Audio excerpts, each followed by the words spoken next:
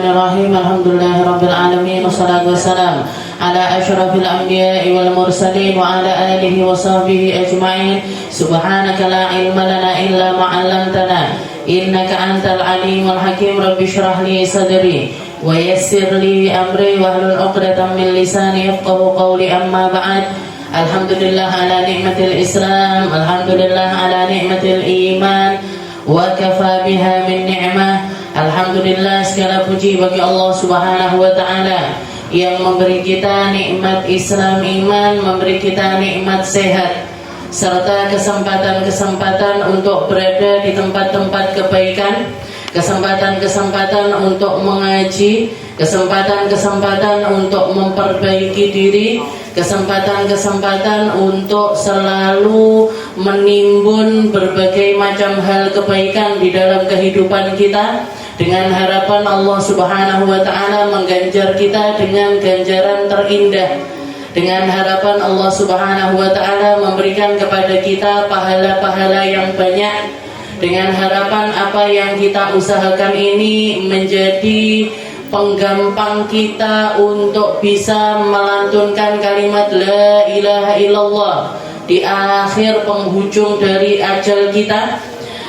Dan juga kita berharap dengan apa yang kita lakukan Allah Subhanahu wa taala meluaskan kubur kita, memberikan cahaya terindah di dalamnya, menjadikan tempat kembali kita ini menjadi raudhatun min riyadil jannah, sehingga apapun yang terjadi setelahnya akan semakin indah dan semakin indah. Dan puncaknya kita berharap kepada Allah Ta'ala dengan duduknya kita di majelis taklim, dengan belajarnya kita, dengan mengajinya kita tentang kepribadian Nabi Muhammad SAW, baik itu perkara fisik Nabi ataupun juga perkara rauhaniyahnya Nabi. Kita berharap Allah Subhanahu wa taala memantaskan diri kita untuk membersamai beliau nanti di dalam syurganya, fil firdausil a'la, di syurga tertinggi yang bernama dengan surga Firdaus, bersama kita, bersama anak-anak kita, bersama cucu-cucu kita,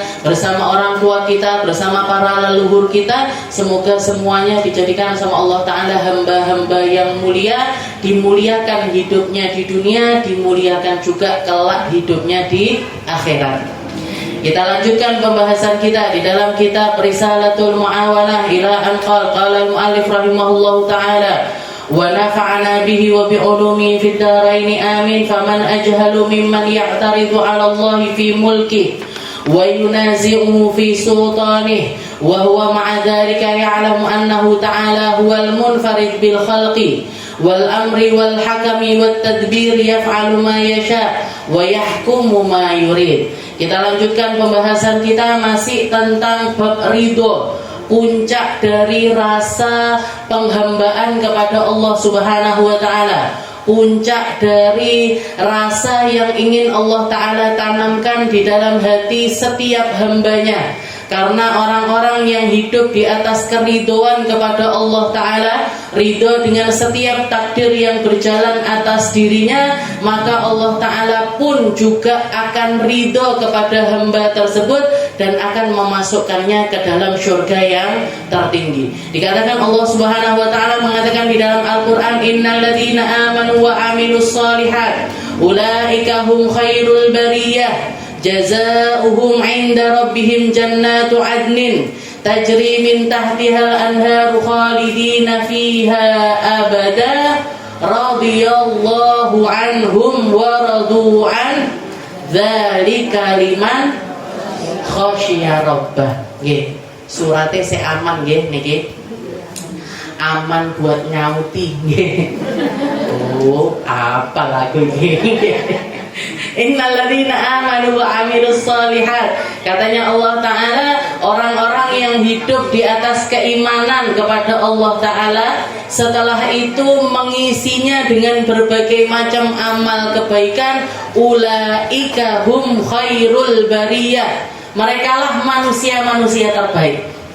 Jadi hidup ini sebenarnya simpel, Bu. Kita dikasih sama Allah Ta'ala karunia terbesar berupa kehidupan dikasih umur, dikasih kesempatan untuk hidup, setelah itu mengisinya dengan keimanan kepada Allah Ta'ala dan juga amal-amal soleh kita niatkan juga untuk Allah Ta'ala. Katanya Allah, ulaika hum khairul bariyah, mereka ini manusia-manusia terbaik. Mereka lah orang paling cerdasnya orang hidup ini ya mereka. Mereka lah yang akan mendapatkan nilai tertinggi di sisi Allah Ta'ala. Mereka lah yang berhak untuk mendapatkan ganjaran-ganjaran terindah dari Allah Subhanahu wa Ta'ala. Apa ganjarannya? Jazauhum inda rabbihim jannatu adn. Nanti balasan bagi mereka yang hidup di atas keimanan dan juga amal soleh, Allah Ta'ala menjanjikan bagi mereka satu syurga yang bernama syurga Adn.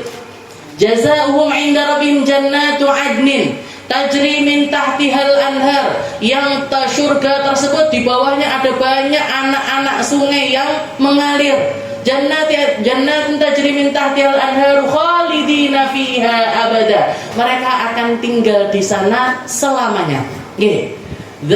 Setelah itu katanya Allah Ta'ala, radhiyallahu anhum wa radu an. Ketika manusia ini mendapatkan surga yang semacam itu karena mereka hidup di atas keridhaan kepada Allah Ta'ala, sehingga Allah Ta'ala pun ridho.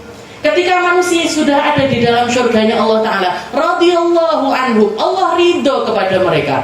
Radhiyallahu anhum wa radu an, dan mereka pun juga pastinya ridho dengan apa yang mereka dapatkan berupa ganjaran-ganjaran dari Allah. Setelah itu dikasih taklik sama Allah Ta'ala, dzalika liman khasyiya rabbah. Itu yang semacam itu baru bisa didapatkan bagi mereka-mereka yang hidup di atas ketakutan kepada Allah. Dzalika liman khasyiya rabbah. Makanya kata Nabi Muhammad SAW, at-taqwa hahuna. Takwa itu di sini tempatnya. Katanya Sayyidina Ali bin Abi Thalib, at-taqwa hiyal khasyah. Yang namanya takwa itu ya takut itu loh.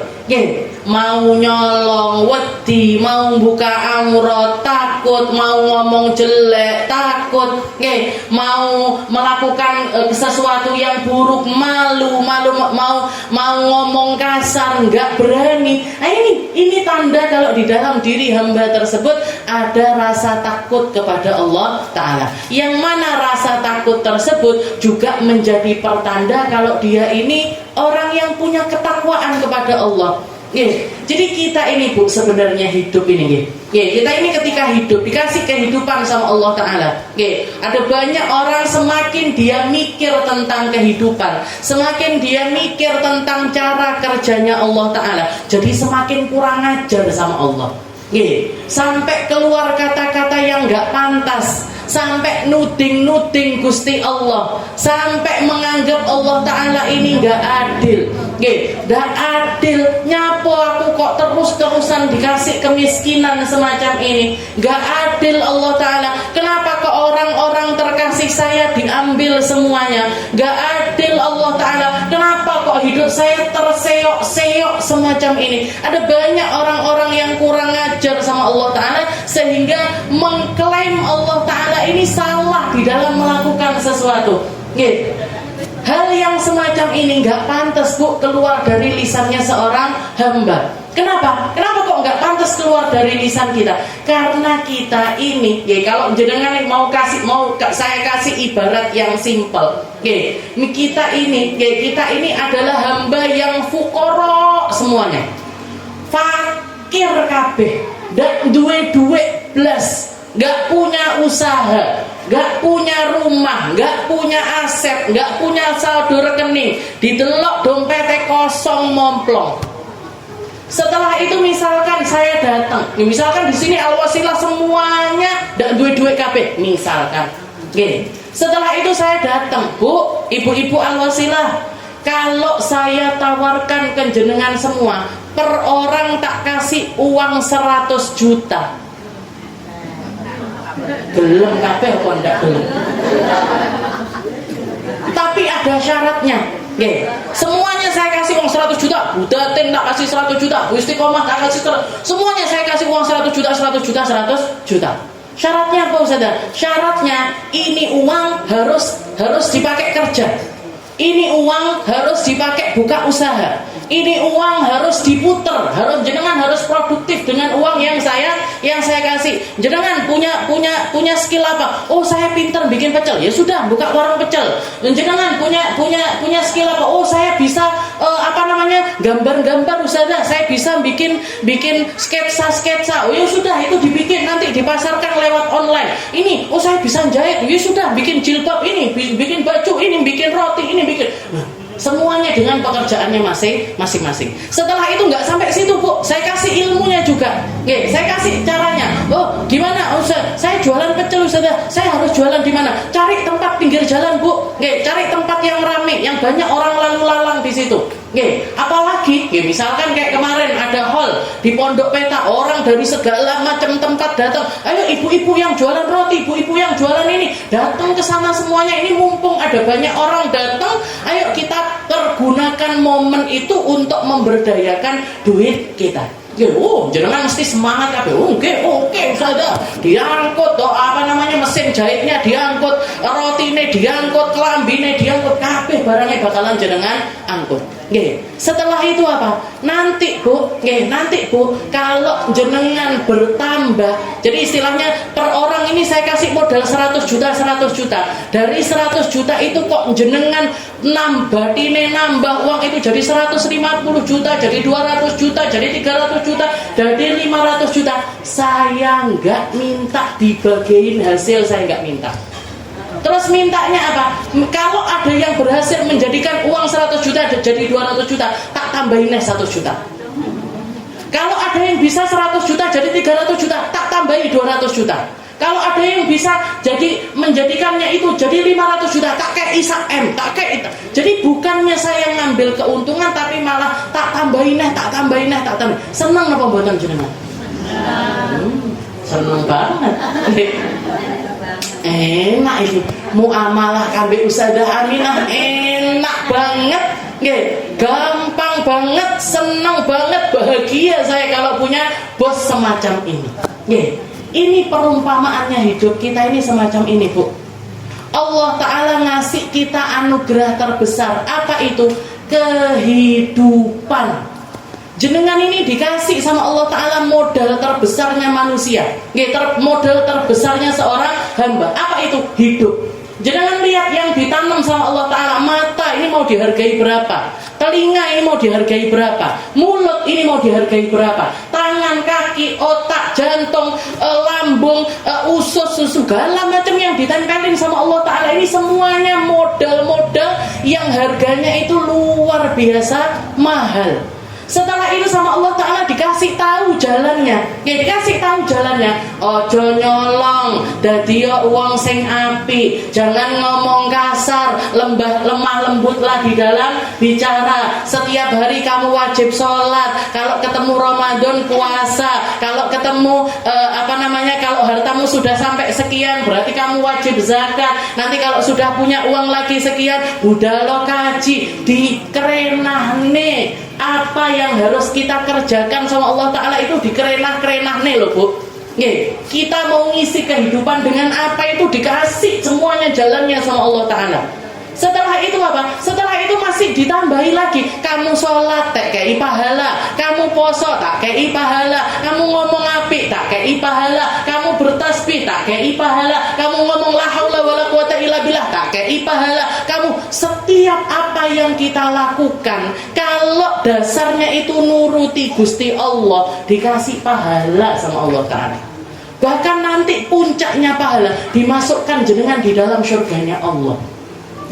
Dikasih jenengan sama Allah Ta'ala pahala terbesar, hadiah terbesar, yaitu masuk ke dalam surganya Allah Ta'ala. Terus kita nggak bersyukur, terus kita mengatakan Allah Ta'ala nggak adil di dalam kehidupan saya. Pantas Bu? Nggak pantas.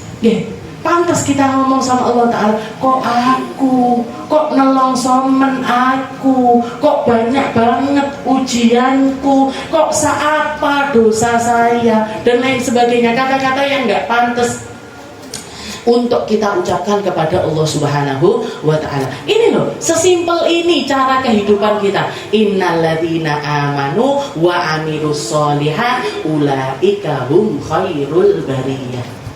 Orang yang iman, hidup di atas keimanan, percaya kalau semua yang datang dari Allah Ta'ala itu baik, percaya bahwasanya apa hal yang menjadi takdir kita ini adalah takdir yang terbaik, meskipun rasanya kadang-kadang pahit, meskipun rasanya kadang-kadang sulit, meskipun berat, meskipun berderai air mata, meskipun rasanya kayak dunia ini menghimpit kita, meskipun rasanya ini sulit luar biasa, selama kita yakin Allah Ta'ala yang ngasih ujian kepada saya adalah zat yang pengen masukkan saya ke dalam surga, yang sangat ingin mengangkat derajat saya, yang sangat ingin memberikan pahala kepada saya, yang sangat ingin kebaikan untuk akhirat saya. Maka ketika orang merasakan hal yang semacam itu, adem bu, makanya ridho ini puncaknya rasa. Di atasnya tawakal, di atasnya cinta. Kalau orang sudah melewati jalan-jalan tersebut, baru dia akan nyampe ke puncaknya.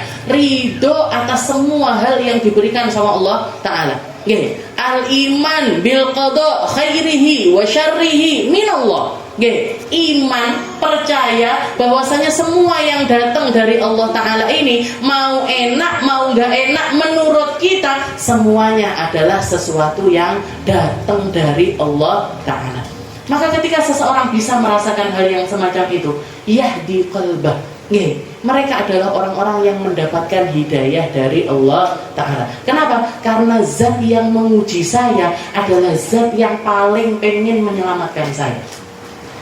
Zat yang ngambil orang-orang terkasih saya adalah zat yang pengen memberikan pahala terindah, sehingga nanti bisa bareng-bareng lagi di dalam surganya Allah Ta'ala. Maka ketika seseorang itu yang ada di dalam dirinya adalah perasaan ridho, maka apapun gelombang yang terjadi di dalam kehidupannya, semuanya akan bisa dia lalui dengan sangat gampangnya. Makanya perkataannya Nabi Muhammad SAW ketika berdarah-darah dilempari sama orang-orang Taif dan lain sebagainya, beliau cuma mengatakan illam takun bika alayya ghadabun fala ubali. Yang penting jenengan gak marah sama saya ya Allah, saya gak peduli. Mau badan saya hancur, mau darah saya mengucur, mau seluruh gigi saya copot, mau seluruh orang terkasih saya hilang, saya nggak peduli ya Allah. Yang penting apa? Yang penting Allah Ta'ala tetap ridho kepada saya. Karena ketika yang kita dapatkan adalah ridhonya Allah, yang kita dapatkan adalah ridhonya Allah, Allah Ta'ala akan menyelamatkan kita dalam keadaan apapun juga. Ini yang ingin disampaikan sama Habib Abdullah bin Alawi Al-Haddad. Katanya beliau, faman ajhal mimman ya'tarid 'ala Allah fi mulki. Maka kalau kita memahami cara kerjanya Allah, kalau kita memahami cara Allah Ta'ala di dalam menuliskan setiap takdir dari seorang hamba, kemahakuasaannya Allah, kemaha indahnya Allah, kemaha bijaksananya Allah. Kita tahu Asmaul Husna ini, jenengan tahu persis Ar-Rahman, Ar-Rahim, Al-Malik, Al-Quddus, As-Salam, Al-Mu'min, Al-Muhaiminah. Semua sifat-sifat baik yang tersemat pada diri Allah Ta'ala kita tahu dan kita paham tentang sifat-sifat tersebut. Maka sebodoh-bodohnya manusia adalah yang memilih untuk yunazi'uhu fi mulki, yang protes sama apa yang dilakukan sama Allah Ta'ala. Katanya Imam, faman ajhal. Terus kamu setelah mengetahui itu semua, kira-kira siapa orang yang lebih bodoh dibandingkan mereka-mereka alladzi ya'taridu 'ala Allah fi mulki, yang protes sama mulkihi, sama apapun yang dimiliki sama Allah Ta'ala. Asli ini Gusti Allah nyapo dadak nyiptakne nyamuk bareng iki. Asli ini Gusti Allah ki nyapo dadak enek ular barang. Nggih, dadak enek iki, dadak enek protes jenengan. Nggih, protes sama apa yang dibikin sama Allah Ta'ala. Wa yunazi'u fi sultani, atau kita menentang tentang kekuasaannya Allah Ta'ala. Wa huwa ma'a dzalika ya'lam annahu ta'ala huwal munfarid bil khalq, padahal kita tahu persis Allah Ta'ala yang Maha Esa di dalam setiap penciptaan itu. Ndak melok gawe, ndak melok benakne, ndak melok noto, nggih, ndak melok noto, protes. Pas pantes napa mboten kira-kira? Nggih. Nyapo kok gunung kelut kok ning gone panggone kok ning kono. Wayahe yo rada rene ben aku lek milik munggah iki cedhek. Nggih. Bromo iki nyapo kok dadak ning gone rada rono, rada cedhek kene kan aku malah cedhek malian nggih. Nah, ini protes nggih. Pantas apa enggak kira-kira? Lucu apa enggak pertanyaan kayak gini datang dari seorang hamba? Kan enggak pantas. Kan enggak pantas, enggak pas. Kita ini enggak ikut bikin bumi, enggak ikut. Bikin langit ya enggak melok, bikin gunung ya enggak melok, bikin awan ya enggak melok, bikin laut ya enggak melok. Bikin semua yang jadi ciptaannya Allah Ta'ala ini enggak ada andilnya kita sama sekali, itu enggak ada. Terus melok komentar. Terus ikut komentar di dalam ciptaan-ciptaannya Allah Ta'ala, kan lucu ya. Iki ngapo to asli kok dadak udan, pareku kan malah ke apa teles kabeh iki. Iki ngapo to kok panas terus ora adem-adem. Kok ora udan. Manusia itu kan gitu. Hujan salah, panas yo salah. Ini penggaweane manungsa iki. Padahal itu sesuatu yang nggak pantas untuk datang dari seorang hamba. Kenapa? Karena nggak ada andilnya kita di situ. Karena nggak ada andilnya kita di situ.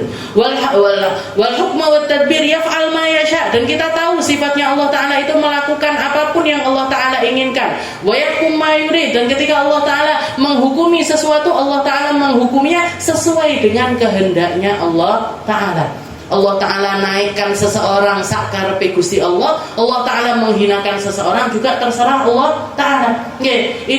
Innallaha astafa, Allah Ta'ala itu ketika memilih seorang hamba, Allah Ta'ala terserah Allah Ta'ala. Allah Ta'ala menciptakan pertama Nabi Allah Adam, habis itu Nabi Allah Nuh, habis itu Nabi Allah Idris, setelah itu Nabi Allah Saleh, terus sampai kepada Nabi Muhammad SAW. Terus jenengan protes misalkan, nyapo to wayahe kuali iki, wayahe kudune Nabi Nuh dhisik, ngono nabi iki, ngono nabi. Melok ngatur nggih. Ikut ngatur ini kan enggak pantas, enggak pas datang dari seorang hamba. La yus'al amma yaf'al wa hum yus'alun. Katanya Allah Ta'ala, kalian ini enggak pantas untuk nanya tentang apa yang diperbuat sama Allah Ta'ala. Enggak pantas. Yang pantas apa? Yang pantas Allah Ta'ala nanyakan apapun yang datang dari kita. Kenapa? Karena kita ini punyanya Allah.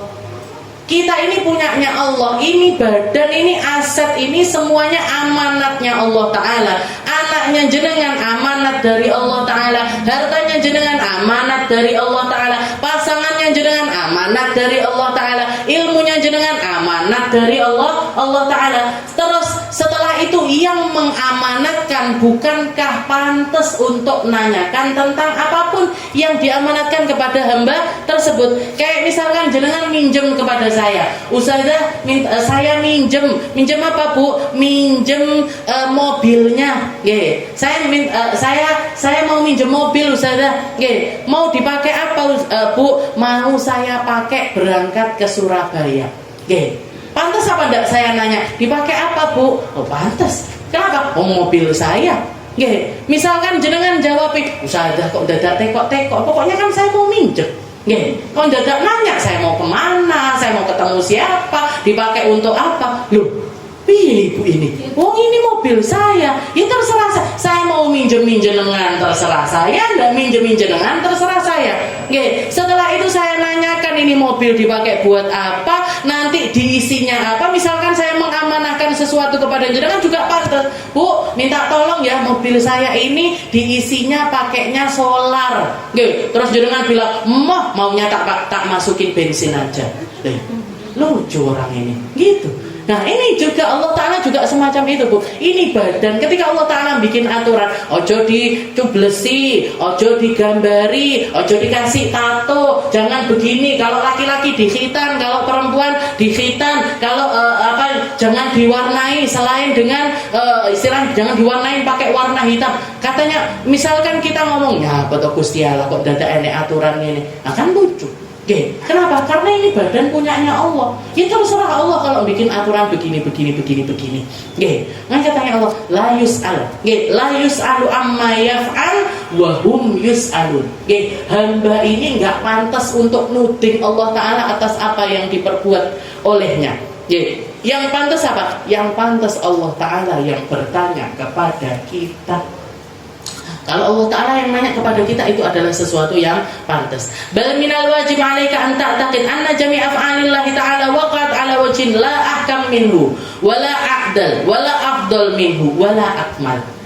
Bahkan termasuk kewajibannya seorang hamba adalah meyakini bahwasanya semua yang datang dari Allah Ta'ala itu enggak akan ada yang bisa memberikan takdir lebih indah dibandingkan takdir yang Allah Ta'ala berikan.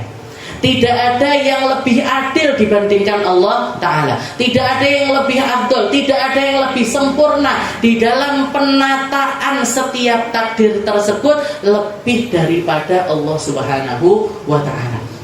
Kita ini manusia tinggal jalanin aja. Dijalanin sebaik-baiknya. Datang sesuatu yang buruk kepada kita, lek ndak iso ridho, kalaupun nggak bisa ridho, minimal kita sabar. Sabar, mulutnya diam. Mulutnya diam. Jangan sampai nuding kepada Allah Subhanahu wa Ta'ala. Ada yang nggak sesuai di dalam kehidupan yang kita jalani. Ada hal-hal yang membuat kita ini, kenapa kok begini, harusnya begini dan lain sebagainya. Nah, apa yang sudah terjadi, apa yang sudah terlanjur terjadi, yang perlu untuk kita lakukan, kalau itu adalah sebuah kesalahan, kalau itu adalah sebuah kesalahan, maka yang wajib kita lakukan adalah introspeksi diri. Setelah itu apa? Setelah itu bertaubat, istighfar, berubah dari keadaan tersebut. Kalau yang kita lalui ini adalah sebuah keburukan. Kalau sesuatu yang datang kepada kita ini adalah sebuah kebaikan, maka yang harus kita lakukan apa? Mensyukuri perkara tersebut dan berusaha semaksimal mungkin agar perkara baik tersebut terus menjadi bagian dari kehidupan kita. Itu yang harusnya dilakukan oleh seorang hamba. Maksud saya kasih contoh, misalkan ada sesuatu yang buruk terjadi kepada diri kita. Ada sesuatu yang buruk terjadi kepada diri kita. Jenengan berangkat, naik mobil, ndak pakai ngecek mesin, ndak pakai ngecek ban, ndak pakai ngecek apapun dari kendaraan yang jenengan, ujuk-ujuk neng tengah dalan mogok. Neng tengah dalan mogok. Dibawa ke bengkel, katanya bengkelnya, oh ini akinya soak misalkan. Atau ini olinya lama nggak diganti. Oh ini bannya kurang dikompor, misalkan seperti itu. Dikasih omongan-omongan dari Pak bengkelnya. Maka yang harus kita lakukan apa? Bukan nyalahkan Allah Ta'ala. Oh Gusti Allah panggah aku ae sing dikai takdir koyo ngene. Nah ini lucu ini. Yang harusnya kita lakukan apa? Oh, kudune benar budal dicek dhisik mobilnya. Dicek dulu akinya, dicek dulu olinya, dicek dulu bannya. Nah, ini orang cerdas. Sehingga apa? Sehingga itu jadi pelajaran buat dia, ke depannya gak akan terjadi lagi. Kalau orang bodoh gimana? Orang bodoh nanti perjalanan kedua ngono neh, mogok neh. Nanti perjalanan ketiga ngono neh, mogok neh. Nah, ini orang, katanya Nabi Muhammad SAW, al-muslim la yaqa fil hujur marratain. Katanya Nabi Muhammad, seorang muslim itu enggak akan masuk ke lubang yang sama 2 kali. Sudah tahu di situ ada lubang, sudah tahu ada kesalahan di situ, yo ojo dibaleni neh. Nggih, ndak terus nyemplung neh. Nah, ini orang bodoh ini. Nggih. Jadi yang perlu kita lakukan, kalau takdir itu yang datang kepada kita adalah sesuatu yang buruk, Atau misalkan kita pernah punya kesalahan, pernah bermaksiat, pernah melakukan dosa misalkan, yang kita lakukan apa? Introspeksi diri. Aku biyen kok iso nyapo, kok iso ngono biyen nyapo. Jenengan misalkan dulu umur 17, umur 18 urung kudungan, katoke sakmene, kelambine yukensian. Lah kalau inget-inget itu, aku biyen kok iso dadi bocah koyok ngono. Kok bisa saya dulu itu buka-bukaan aurat kayak gitu, ndak punya malu, ndak punya ini.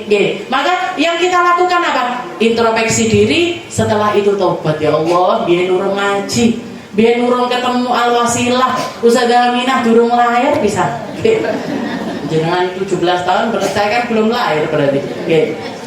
Durung ngaji, durung ini. Nah, setelah itu apa? Dibenahi. Taubat, istighfar, ya Allah saiki istighfar. Muga-muga sing biyen-biyen di ngapura karo kalih Gusti Allah. Semoga yang dulu-dulu diampuni. Pancen yo urung ngerti kok, pancen urung ngaji kok, pancen urung ketemu ustaz, urung ketemu ustazah. Belajar. Nah, ini orang yang mukmin yang sebenarnya ini semacam ini. Jadi begitu, takdir itu adalah takdir yang buruk, dipelajari, setelah itu taubat sama Allah Ta'ala. Kalau takdirnya takdir baik gimana? Takdirnya takdir baik gimana? Disyukuri. Alhamdulillah aku diwarai ngaji karo bapakku kecilik. Saiki dijak yasinan rono, dijak maca iki, dijak maca ratib hadat, iso kabeh. Enggak ngisin-ngisini. Kalau misalkan dulu bapak saya enggak ngajarin saya ngaji, saipang sampai saiki aku paling ya ora iso ngaji. Nah, jadi sesuatu yang baik disyukuri.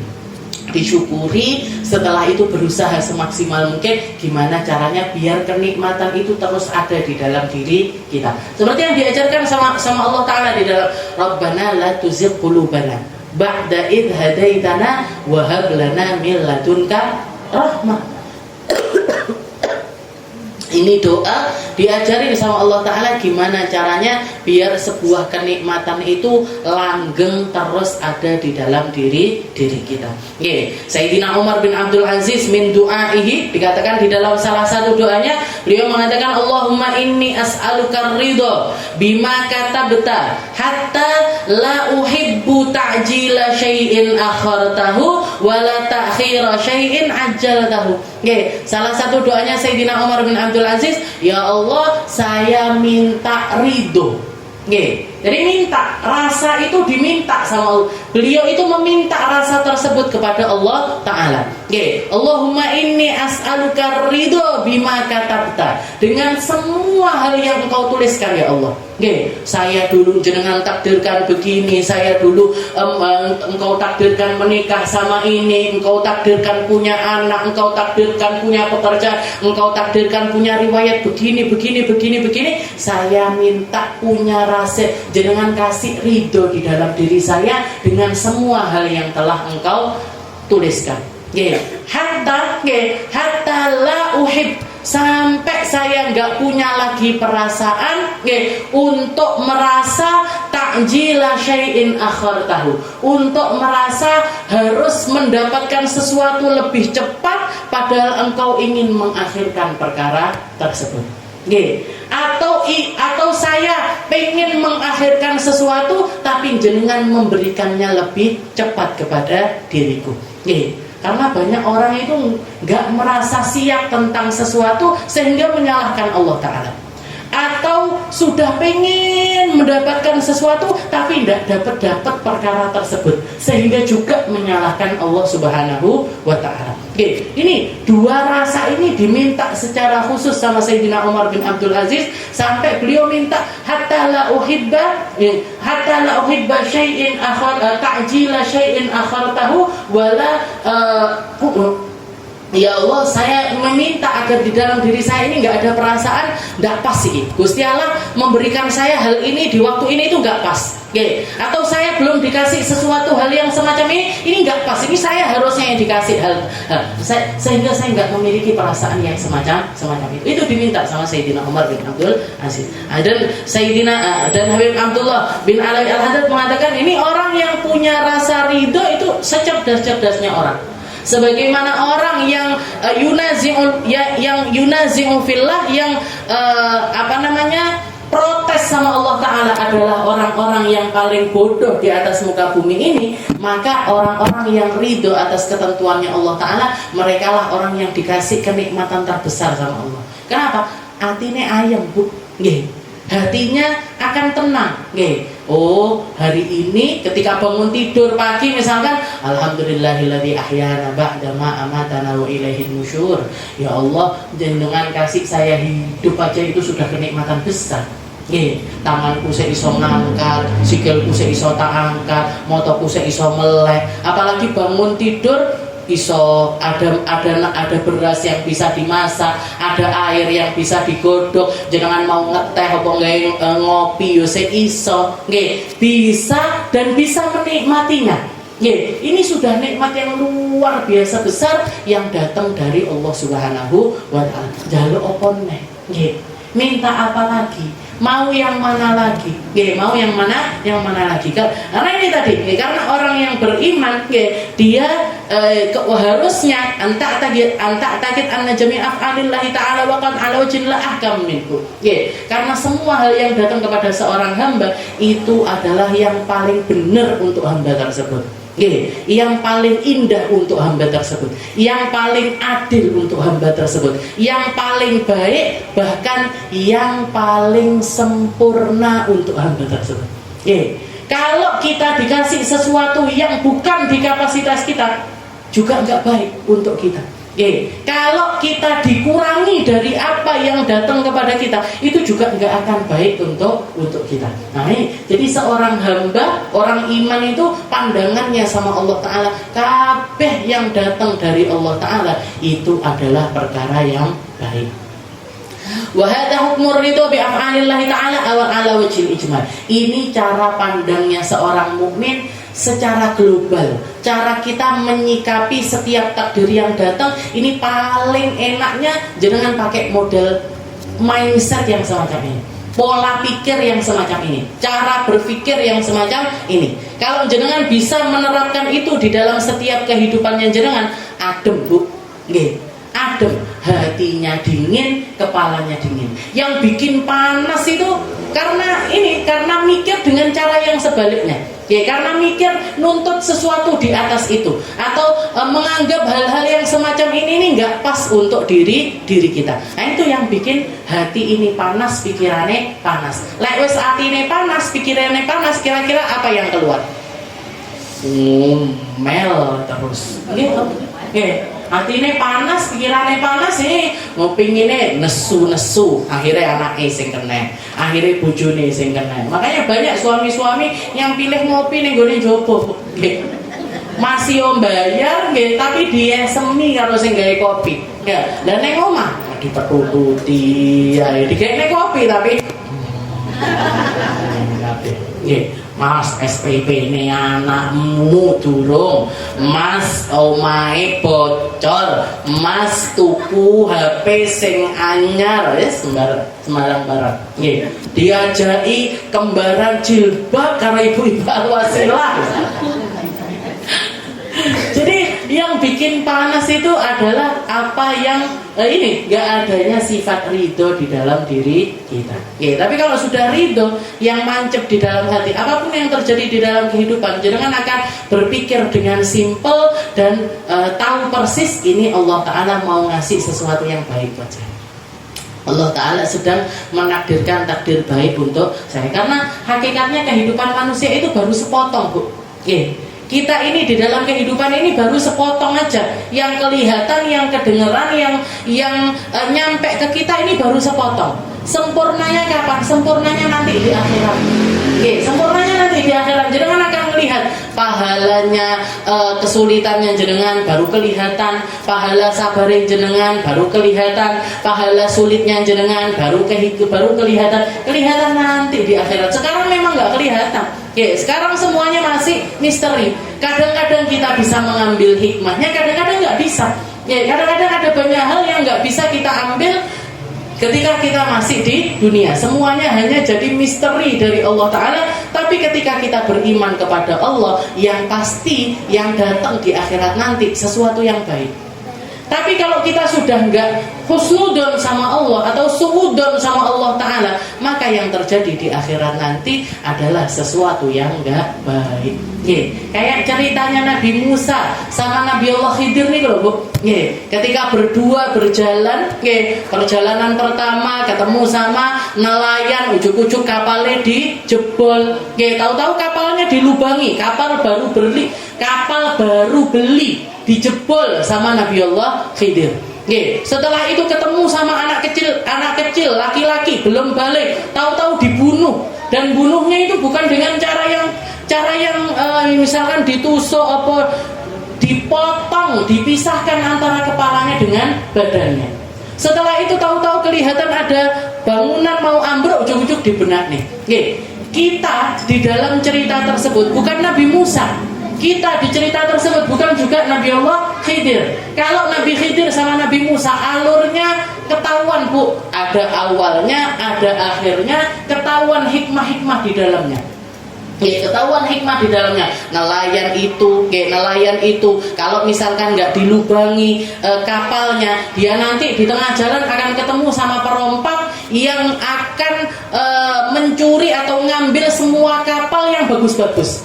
Tapi kalau kapalnya itu ada lubangnya, tidak diambil, dibiarin aja. Anak kecil itu juga gitu. Kalau misalkan dia nanti dewasa, bikin orang tuanya ini kafir, bikin orang tuanya ini keluar dari agama Islam, sehingga mereka sekeluarga akan dihinakan sama Allah Ta'ala. Ini bangunan yang roboh itu, di bawahnya ada hartanya anak yatim. Dilindungi sehingga dibangun. Nah, kita di dalam cerita kehidupan kita kayak 3 kelompok ini tadi. Kadang nggak ngertinya kok Allah Ta'ala ini, tahu-tahu saya nggak kenapa-kenapa, tahu-tahu harta saya ada yang nyuri, tahu-tahu diambil hak saya, tahu-tahu saya didolimi, tahu-tahu dolar 18.000, ujuk-ujuk PLN mateni lampu, ujuk-ujuk segala macam. Takdir di dalam kehidupan kita ini macam-macam. Kita nggak tahu jawabannya apa. Kita nggak ngerti ini mau sampai kapan. Kita nggak ngerti Bu, dolar 18.000 ini sampai kapan, saya nggak ngerti. Kita semuanya nggak ada yang ngerti. Jawabannya Pak Presiden kayak gitu lagi. Di desa kan nggak pakai dolar. Aneh lagi. Saya ngirimi adik saya yang di Hadramut itu pakai dolar Bu setiap bulannya. Buat jajannya dia itu setiap bulannya pakai dolar. Pangah muda, ngeluh ya. Tapi nggak ada jawabannya. Jawabannya baru kita tahu nanti kapan di akhirat. Kilo pahalane sabarmu, kilo pahalane kamu nerimo, ini lo pahala kesulitan kamu. Kalau kita ngomel-ngomel istilahnya melakukan hal-hal yang di luar batas muamalah yang pantas antara seorang hamba dengan Allah Ta'ala, dihinakan kita sama Allah Ta'ala. Gak pahalane ndak entuk, uripe yo panggah ngono kuwi. Takdirnya itu nggak bisa terelak dari kita, akan tetap berlaku untuk diri kita, tapi hilang pahala dari kita, malah dapatnya adalah dosa. Begitu juga ketika jenengan diuji dengan kehilangan anak, kehilangan suami, kehilangan orang tua, kehilangan orang-orang terkasih. Kadang-kadang kita saya kalau ditanya, Bu, apa siap ditinggal bapak saya? Nggak siap. Nggak siap saya ditinggal abah saya, itu nggak siap. Kita merasa urung jejeg sikile, masih kurang untuk ngambil hikmah dari beliau, masih kurang untuk dinasehati, masih kurang untuk dikerenah-kerenah nih segala hal. Tapi tiba-tiba Allah Ta'ala kalau diambil aja. Ini kan sama perasaannya kayak ibu ini tadi, yang tahu-tahu anaknya masih kecil mati, ditemukan mati begitu saja. Nyapo, opo salah anakku? Anakku belum balik, anakku belum dewasa, anakku belum gini. Kenapa kok diambil dari diri saya? Tapi ternyata kalau dia tahu hikmahnya, ternyata nanti Allah Ta'ala ingin menghadiahkan kepada pasangan tersebut seorang anak yang berbakti kepada azkalahum, yang lebih bisa, yang lebih indah dibandingkan anak tersebut. Dan ternyata apa? Ternyata dari anak ya, nanti pasangan ini akan melahirkan seorang anak perempuan. Dari rahim anak perempuan tersebut keluar 7 orang nabi. Kalau misal istilah, tapi kan sampai akhir nggak dikasih tahu. Nabi Khidir juga nggak datang. Bu, sing sabar, nanti keluar dari rahimmu 7 orang nabi. Kan nggak ngomong gitu juga. Nabi Musa juga nggak ngabar. Dia baru tahu itu nanti kapan di akhirat. Kehidupan kita itu semacam itu. Saya sepotong, Bu. Jadi jangan kesusu protes. Jangan kesusu ya'tarid 'ala Allah. Jangan kesusu menyalahkan Allah Ta'ala di dalam setiap takdir-takdir tersebut. Wa hadha murridha bi af'alillahi ta'ala 'ala wajhil ijmal. Jadi ini cara pandang secara globalnya semacam itu. Wa amma 'ala wajhit tafsir, tapi kalau mau lebih diperinci lagi, katanya Habib Abdullah bin Alawi Al-Haddad, kalau kamu mau melihatnya secara lebih terperinci lagi, fa innal umura allati tahussuka 'ala qismain. Manusia ini takdir di dalam kehidupannya ini terbagi menjadi 2 perkara, atau alur kehidupan seorang hamba ini terbagi menjadi 2 perkara. Minha ma yulaimuka kasihah wal ghina. Yang pertama adalah sesuatu yang selalu menempel kepada kita, atau lebih sering nempel kepada seorang hamba. Semacam apa? Kasihah wal ghina. Semacam kesehatan dan juga kecukupan. Kesehatan sama kecukupan. Manusia ini seumur hidupnya masih lebih banyak sehatnya dibanding sakitnya. Masih lebih banyak cukupnya dibanding kurangnya.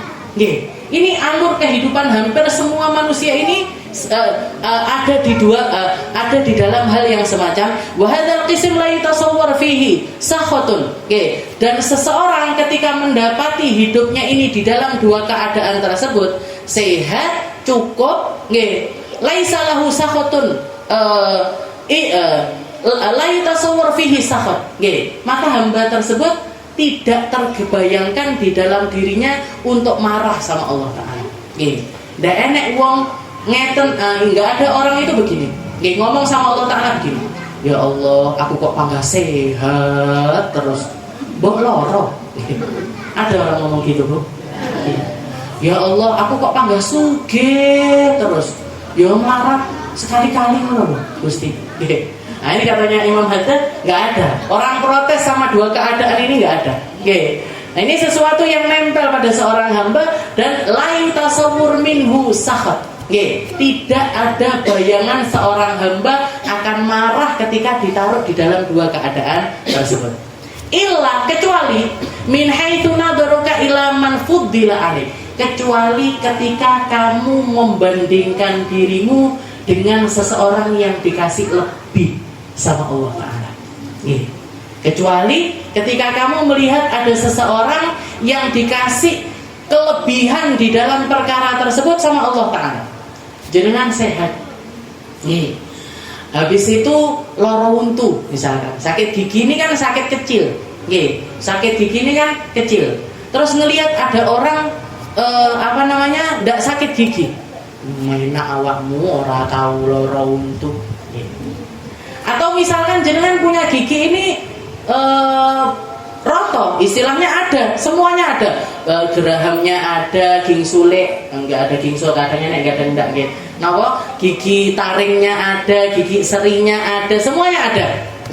Tapi ngelihat ada orang, giginya sama seperti, tapi putih rancak, ngoten.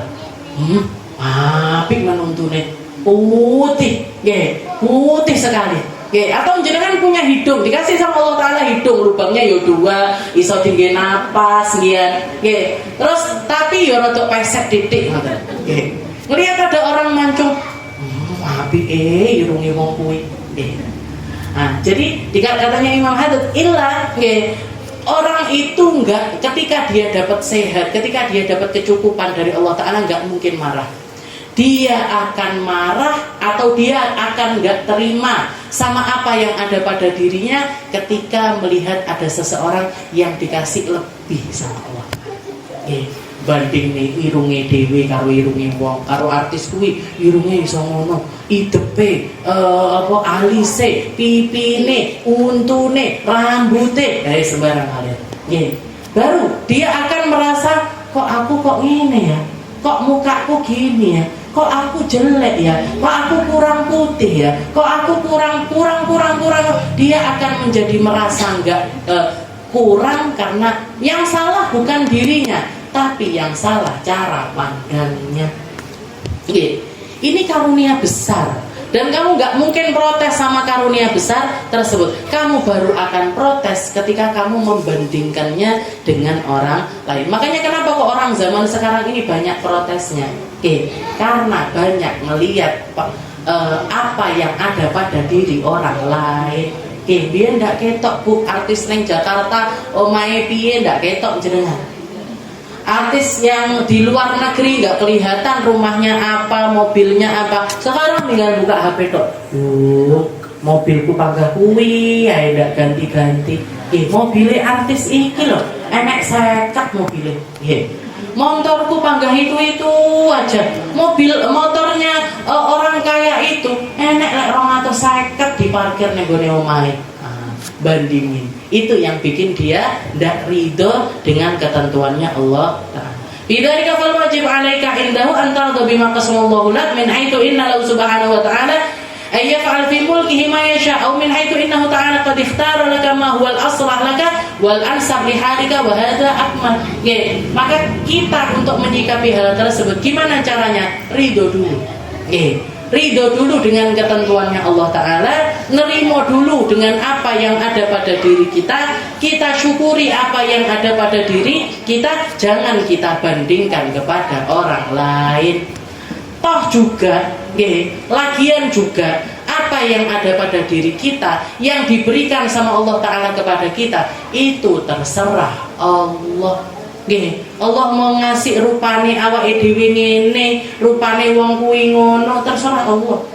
Allah Ta'ala mau bikin kita, misalkan loh nggih, Allah Ta'ala misalkan mau bikin hidung kita ini rodok miring ngene lho Bu. Niku nggih sakarepe Gusti Allah. Nggih, Allah Ta'ala misalkan mau ngasih kita mata satunya di atas, satunya di bawah, nggih sakarepe Gusti Allah. Dan alhamdulillahnya kita dibikin sama Allah Ta'ala normal semuanya. Dibikin bibirnya ada, dibikin atasnya ada, bawahnya ada, dingin ngaji iso, dingin ngomong iso. Nah, terserah Allah. Antar tapi maka sallallahu min haitsu inna lahu subhanahu wa ta'ala fi ma yasha aw min haitsu innahu ta'ala qad ikhtara laka ma huwal aslah.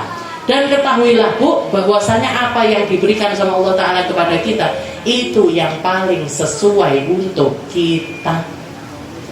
Jenengan dikasih mata begini, misalkan jenengan ngelihat mata saya, aku kok melek duwe moto koyo Ustazah Hamina. Misalkan mata saya dicopot, ditaruh ke tempat jenengan, yo ndak pas dia. Jenengan pengen pipi kayak saya misalkan, aku melek duwe pipi koyo Ustazah Hamina. Pipi ini dicopot, ditempel ke tempatnya jenengan, mboten pas dia. Yang ada di jenengan itu yang paling pas. Wes ora usah diotak-atik, nggih. Tanam benang, tarik benang.